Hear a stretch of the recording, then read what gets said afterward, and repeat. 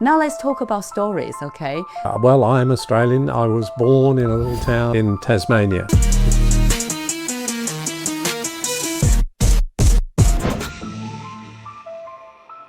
I was offered a position as the global president of media for Lagardère. You mean lingerie? I never gave the opportunity for the French to criticise the Germans. For me, coming from Australia, Yeah. quite sort of innocent and protected, Yeah. but the French and the Germans actually never really liked each other. When everybody's back in their own countries and territories, that's the time to have hard conversations perhaps.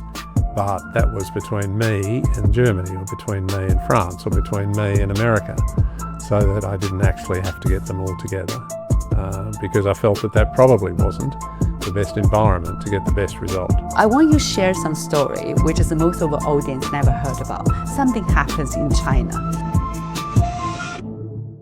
Could you quickly introduce to our audience who you are and what you do, please? Yes, hello. Well, it's nice to be here. It's nice to meet. Yeah, well, I'm Australian. I was born in a little town in Tasmania.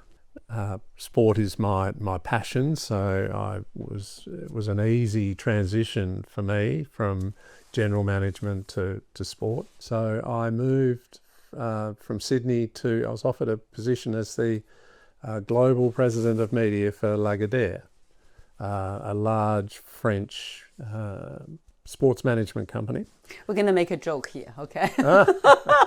The joke is about how to properly pronounce this name, because I did the research about this company. Okay, say the proper name first for this company. The proper name is Lagardère. How to spell that? Lagardere. Okay. Lagardère. Lagardère. Do you know my version? I tried. Yes, you tried. So my husband is American, so he tried Lagardère. Yes. And then I say, no. It looks like a lingerie for me. Yes, yes. It's a French as well. Yes. Well, that is, we struggled with that. The French, it's a French family name, Yeah. so it was never going to get changed. No. But when I worked in New York for 3 years, and the folk in New York referred to it as LaGuardia, which is the name of their airport just down in New York, yeah. in Flushing Meadow. And when we tried to do business in Asia from time to time, they also referred to it as lingerie. Okay, so I'm not the only Asian. You are certainly not the only one that's had trouble. Yeah. Wow. Okay. So so I had 6 years as the global president of media. 2 of those years I lived in New York and ran their American business, which was a big challenge, I must say. And then, what was that as a global president for the lingerie? That's right. What was the challenge then? Yes, I found managing different levels of executives and non-executive staff challenging in the US. And I think largely it's because in the US it's a lot easier to terminate someone else's employment. They don't have strong contracts, employment contracts that people can rely on. So as a result of that, people are quite reserved in how much of their own IP they will share, because their value is in their IP. And I found that I tried to build a team environment. And when you're trying to build a team environment, the essence of that is sharing knowledge, sharing responsibilities and tasks, and helping each other. The situation I found that people were very reticent to do that, because they felt that if they passed their IP on to others, it made them less valuable. Right.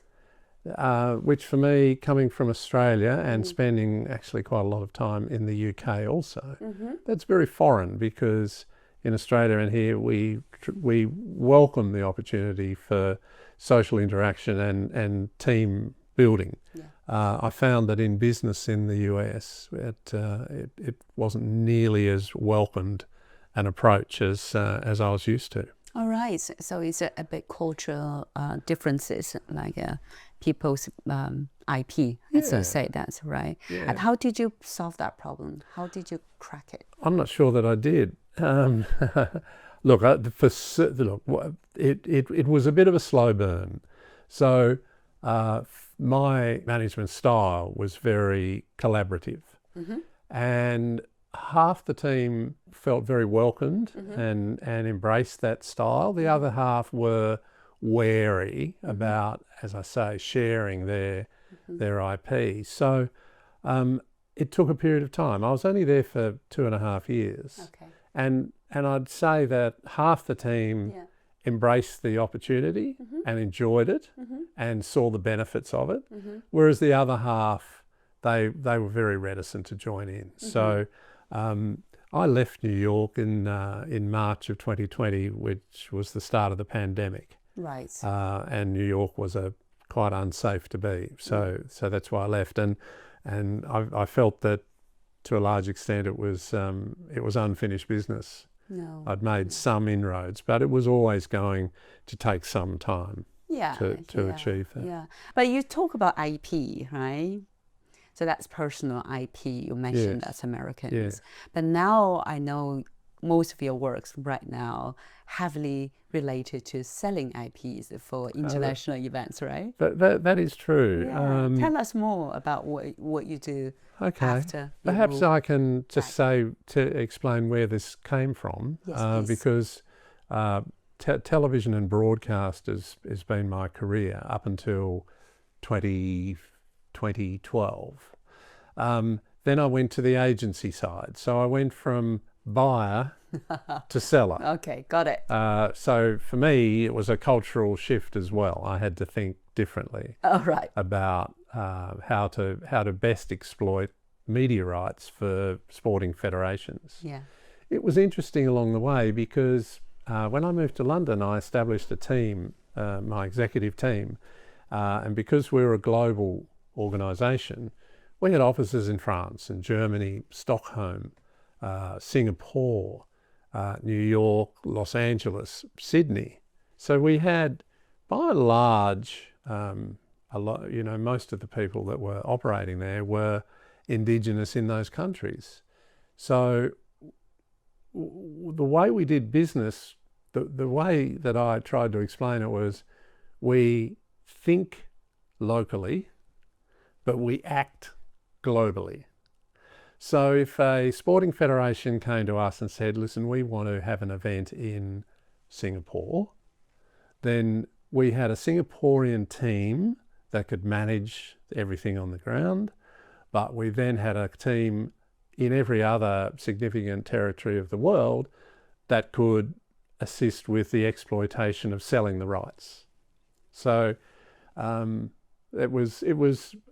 ended up being, very successful because of that. This is so good. Yeah. One of the challenges was that when we all got together around the table, I had an English CFO, I had a German head of sales, I had a French head of production. So we had very multicultural, and I had two American gentlemen that were very important for our Americans, Canada, the United States, Mexico, Latin America. When they're all around the table, of course, for me, coming from Australia, quite sort of innocent and protected, I really felt the weight of the deep sense of history between all the different cultures. Yes. So, for instance, I could never, I worked it out quickly, but the French and the Germans actually never really liked each other. And same as the French and the British, I guess. Exactly the same as the French and the British. And Chinese, Japanese. Yeah. I mean, and there's no today reason. The reason goes back to 70 history. in history, where they've never liked each other. No. And their forefathers around the Christmas table told of their dislike for some of their foreign countrymen. Yes. And that has always been passed down through generations. And, so they bring it to the offices as well. They brought it to the office. They brought it to the boardroom table. Oh wow! And for me, that was a huge challenge, to keep that out of our business making decisions. Oh, right. Yeah. So yeah, it was a very interesting growth time for me personally. Scenario. You couldn't design that well enough, right? Exactly. So tell me, as a CEO, you're running the boardroom, you notice like people's aggression or attitudes, not from the events you talk about. It's back to the history. How did you do? How did you smooth out? How did you block them away? Well, I made it I've created an environment that was welcoming. I've said before, my style is more collaborative than combative. Yeah. I'm more of a collaborative manager than a dictatorial manager or an autocrat, if you like. And I like to create that environment to assist executives in providing their best in that environment. And there's good in everybody, right? So I always thought if I could get the best good out of everybody, then we'd be in a good place. Yeah. And that's exactly what happened. So I never gave the opportunity for the French to criticize the Germans because that will then potentially light a fuse. Take it personally. For a bigger conversation. Yeah. So I was very mindful that just to make sure that around the boardroom table, let's not go there. When everybody's back in their own countries and territories, that's the time to have hard conversations perhaps.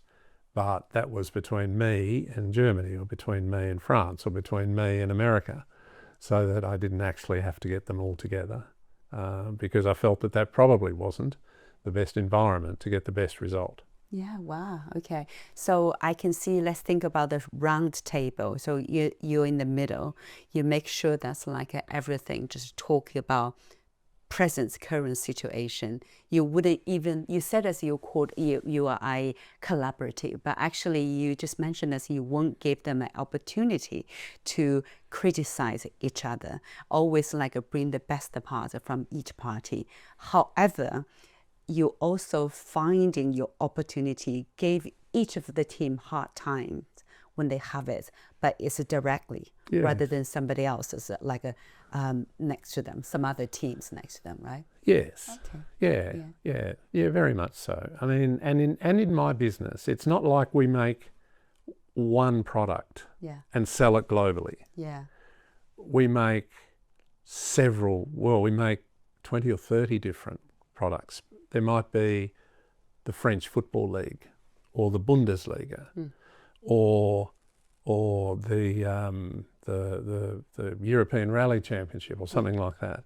That is actually managed and far more appealing. So the Bundesliga, for instance, is far more appealing in Germany than anywhere else. So the attention for that particular set of rights was always in Germany, and it was managed by the German team. And then if we needed some inputs from other countries, and the Bundesliga was actually quite welcomed in the United States. So then I would get the United States team involved in marketing those rights in the United States, working with the Germans. Yes. And look, everybody's fueled by success. Yes. Everybody likes success. Everyone wants to be part of success. So in the sales environment like that, I managed the event at the source and then shared the upside with different territories around the world. Global. I mean, this is amazing. Right, now look at my outfit. Okay, now I'm in sports. China, that's Olympic team. Very good. And then, so, yeah, it's not my sponsor, but it's the most important brand, the sports brand for Chinese.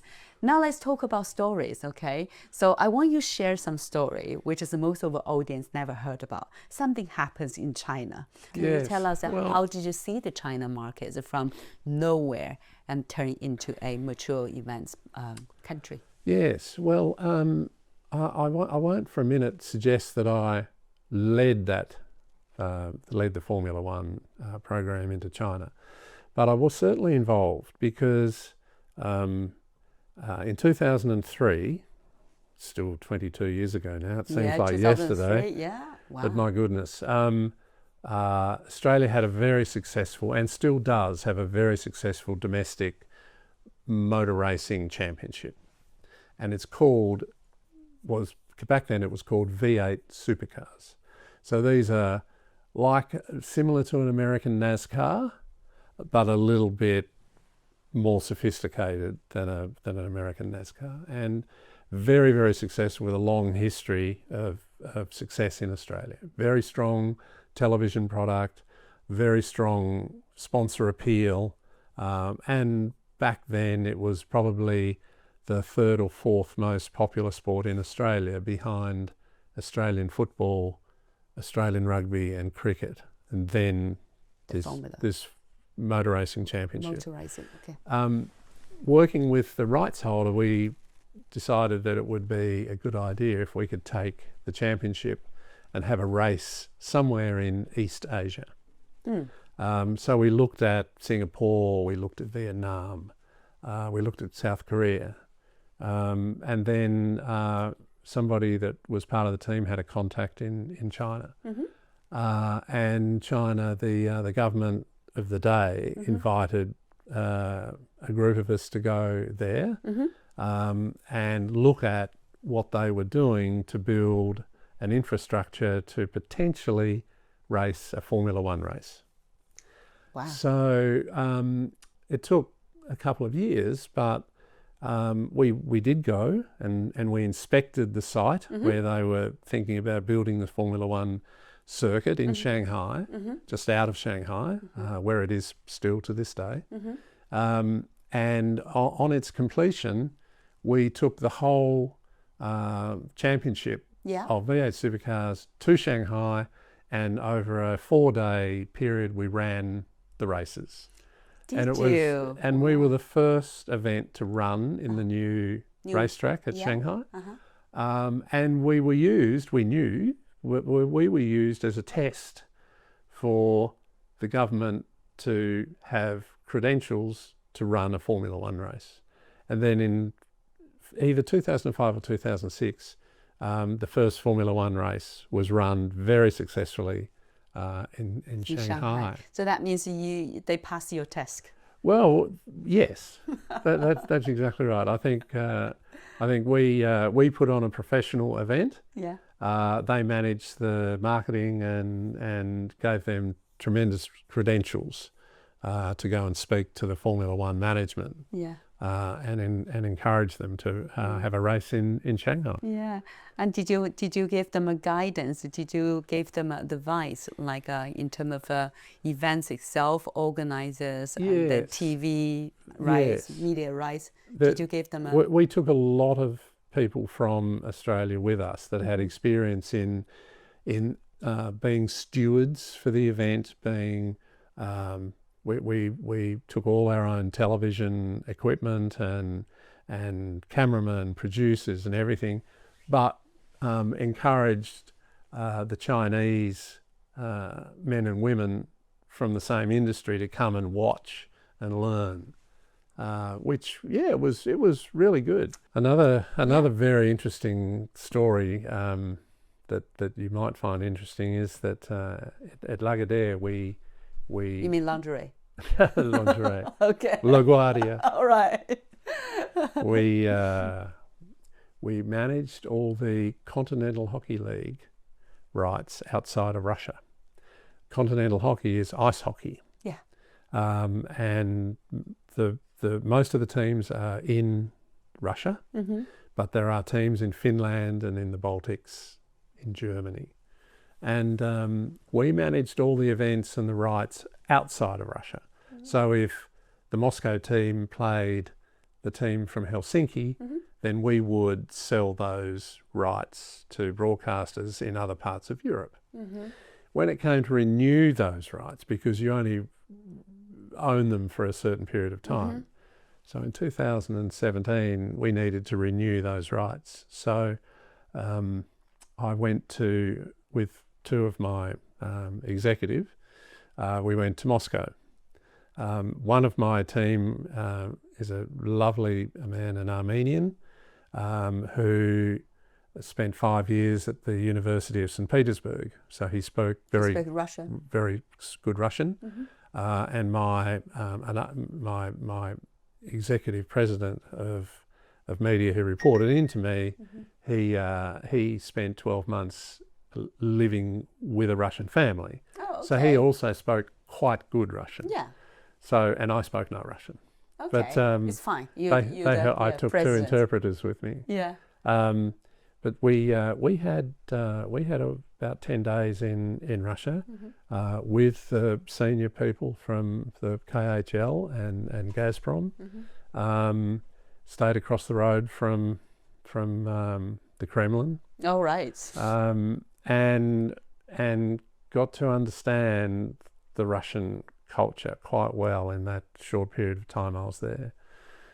And the interesting thing is that the way they do business is very similar to the way that we in Australia and the UK would do business. In which way? They were very honest, very honest. But, you know, they were hard but fair. And I found them very good people to deal with. Really? Yeah, okay. Very good harsh people to but deal not with. rude. But sometimes I feel they're harsh but rude. Well, look. For me, for my standards. Yes, I think I understand what you say, and I did see from time to time very abrupt behaviour. Not a lot of softness. No. But from a business point of view, I thought they were very, very good people to deal with. Okay.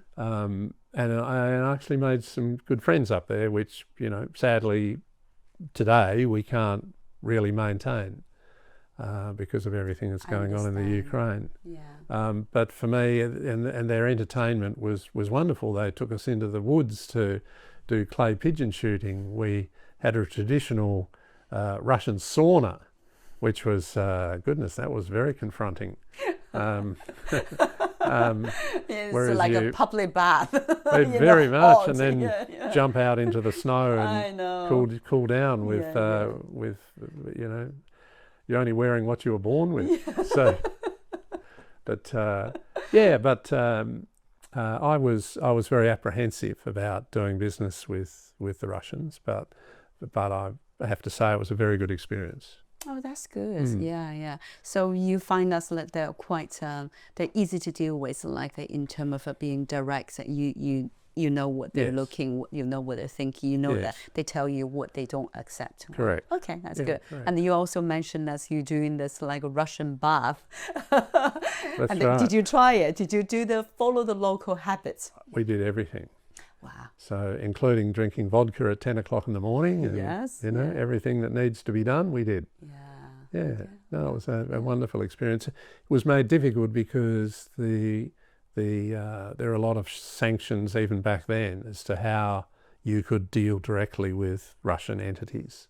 And one of those was that you could never use an American bank, or you could never use US dollars as a currency. So we had to make sure that we used, you know, European bank. Any deal was done in euro. Back to 20... This was 2017. 2017. Wow, okay. Yeah. They have a good full sea risk, right? Yeah, that's they right. They can see it. So okay, smart. And because Lagardère was a public company in France, they needed to follow, you know, all the correct protocols. Yeah. But if this belongs to US companies, so that might be a different story, right? Well, maybe. And, you know, when I went to Moscow, I was not expecting to see any US presence at all. But I walked around the corner and there's Ralph Lauren and there's a Chevrolet shop and there's Brooks Brothers and, you know, there's McDonald's. You know, a lot of American business doing very well in Russia. Yeah. Politics and consumers, and they're different, right? Correct. Yeah. Wow, that's all interesting stories. And thank you so much, David, for your time. And then what you're saying that's about how you're leading the global teams. and how you be sitting in the center, make things happen in the proper way, and fix the issue afterwards. That is eye-opening for me. Oh, and well, of course, like share your story about the wonderful experience that you helping you train China to run the Formula One is also very meaningful for a country that keen to learn and become a mature like events holding country. Yes. Yeah. Thank you. Thank you again to coming here. It's been my absolute pleasure. Thank you.